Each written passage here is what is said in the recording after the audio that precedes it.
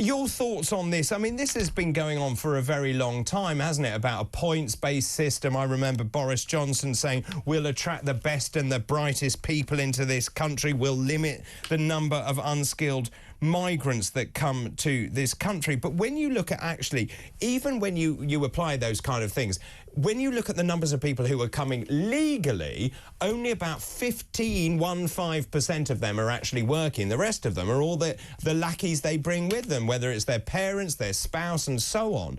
And we've lost control completely of our borders. Yes, I mean, that is partly true. You get the one person coming in, they bring their wife, their kids, their mother-in-law, great Auntie Doris, great Uncle Fred. Oh, and then don't forget the nephews as well. So you bring in one person, and they try to bring in not only their family, their extended family as well. And of course, that's a big problem.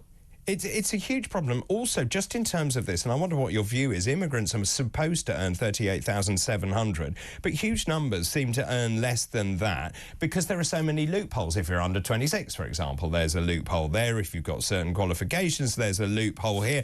We've been too reliant on cheap foreign labour for far too long, and actually what we've done is we've ignored homegrown talent, and that's what we should be doing, is putting people who are born in this country into really good jobs with great prospects so they can earn a living and contribute. Well, yes, we should indeed. It's quite interesting. I've just spent almost 3 weeks in hospital, and the ancillary staff were nearly all Brits, but the medical staff were nearly all non-Brits. And I thought that quite interesting, really. Why do you think that is? Oh, I don't know. I put it down to probably the lack of training facilities for doctors in the UK. I mean, I hear rumours that some universities are in so much trouble that they're looking at having to close their medical facilities. I mean, it's really complicated. Obviously, it takes time to train doctors. It's easier to import them from overseas, but I maintain that we need to train our own. I mean, to be fair to Rishi Sunak, he increased the number of medical school places. It's also worth remembering the British Medical Association, the union for doctors, were the ones that imposed that cap in the first place. But we're going off on a tangent slightly. Just in your experience as being in immigration, as being the former Border Force Chief Immigration Officer, do you think our rules are too lax? Oh yeah, completely. We're a soft touch. We always have been. We always will be, until you get a government that really wants to slap down on immigration. You see, we got a system now whereby you do something and immediately the courts are all over you like a rash.